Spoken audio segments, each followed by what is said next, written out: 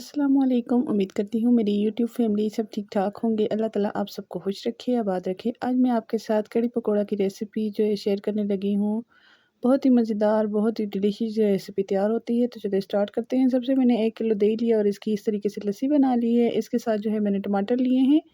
ये जो है हमने पकौड़ों के लिए सामान आलू और जो है प्याज कट करके रखे हुए हैं। इसको मैं आपको बाद में बताती हूँ कैसे इसमें चीज़ें शामिल करनी है। प्याज लिया है, नमक इसमें ज़रूर जाएगा, हल्दी आधी चम्मच जाएगी, आधी चम्मच जो है सुरख मिर्च की इस्तेमाल करेंगे, साथ में मेथी इस्तेमाल करेंगे। लास्ट में ये हम लहसुन और गोल मिर्च का तड़का लगाएंगे। ज़ीरा है, इसको भी तड़के में इस्तेमाल करेंगे। ये 3 से 4 टेबल स्पून मक्खन है। ये पकौड़ों के लिए हमने आलू और प्याज काट किए है और इसके लिए मैंने आधी चम्मच जो है लाल मिर्च की इस्तेमाल की है। कुटा हुआ धनिया है आधी चम्मच, साथ में आधी चम्मच जो है हल्दी की है। हस्बे ज़रूरत हम इसमें नमक डालेंगे और साथ में जो है चुटकी भर 2 से 3 चुटकियाँ जो है अजवाइन की हैं। बेसन इस्तेमाल करेंगे इसमें पकौड़ों में और साथ में लस्सी में हम इस्तेमाल करेंगे। तो चलिए स्टार्ट करते हैं बनाना। तो सबसे पहले मैंने एक देचकी ली है, इसमें 1 कप ऑयल का लिया है और कटी हुई प्याज शामिल कर दी है। प्याज को हम जो है इतना पकाएंगे कि इसका कलर जो है चेंज होने लगे, लाइट गोल्डन सा कलर इसका होगा। तो हम इसमें जो है लहसुन डालेंगे बाद में।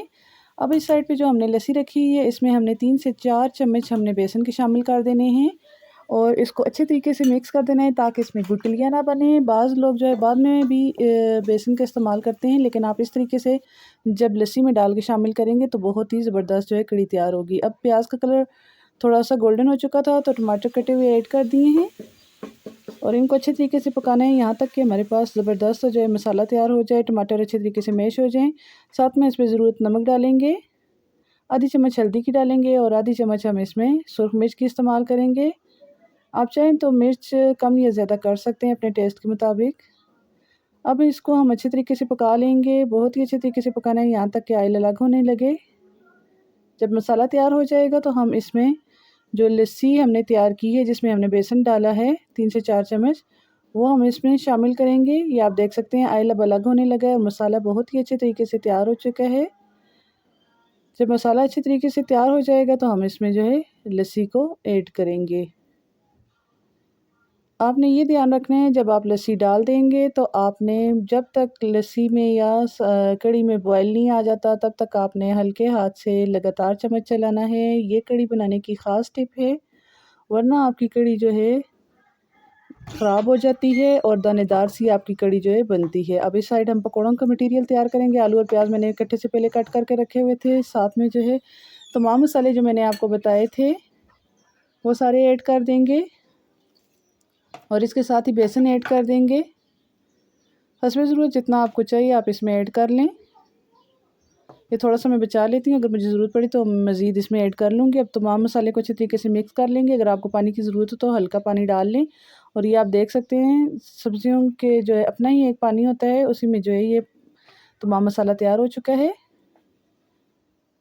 अब इस साइड पे जो है कढ़ी भी हमारी तैयार हो रही है। कढ़ी में जब तक बॉयल नहीं आएगा हम लगातार साथ ही चम्मच चलाते रहेंगे ताकि हमारी कढ़ी ख़राब ना हो। कुछ लोगों का कहना होता है कि हमारी कढ़ी जो है दानेदार सी हो जाती है, फट जाती है, तो उसकी यही वजह है कि चम्मच नहीं लगाया जाता लगातार, जिसकी वजह से कढ़ी ख़राब हो जाती है।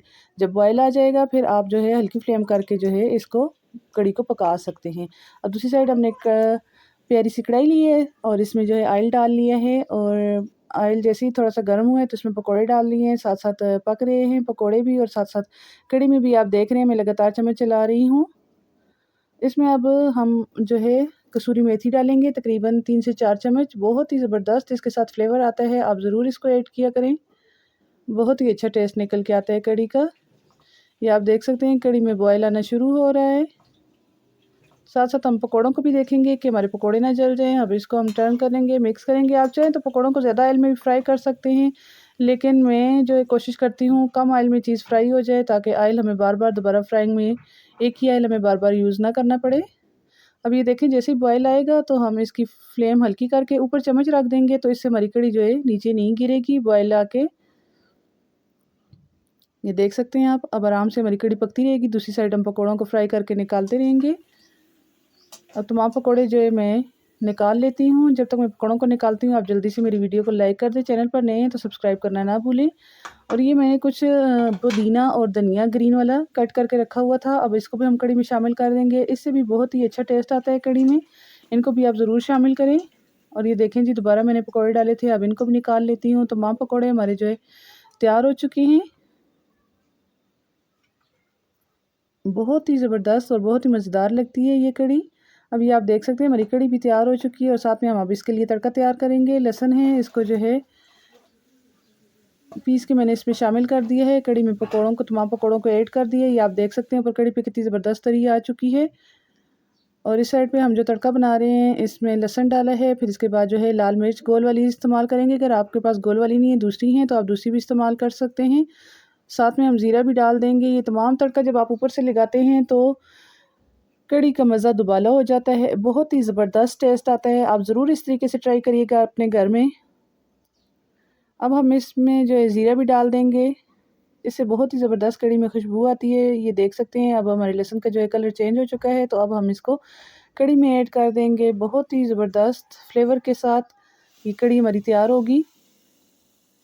ये आप देख सकते हैं इसकी कढ़ी की कितनी ज़बरदस्त सी लुक आ चुकी है। अब ये हमारे पास 3 से 4 चम्मच जो है मक्खन के थे। अगर आपके पास मक्खन नहीं है, देसी घी ऐड करना चाहते हैं तो देसी घी भी ऐड कर सकते हैं। अगर आप इन दोनों चीज़ों को स्किप करना चाहें तो स्किप भी कर सकते हैं। इससे जो है टेस्ट दुबाला हो जाता है, इस वजह से मैंने ऐड किया, मेरे पास मौजूद था। अगर आपके पास नहीं है तो आप स्किप कर दें। ये आप देख सकते हैं कढ़ी की फ़ाइनल लुक कितनी ज़बरदस्त सी कढ़ी पे तरी आ चुकी है और कितनी ज़बरदस्त सी जो है इसकी फाइनल लुक आपको नज़र आ रही होगी। इसके बाद मैं आपको डिश आउट करके दिखा देती हूँ।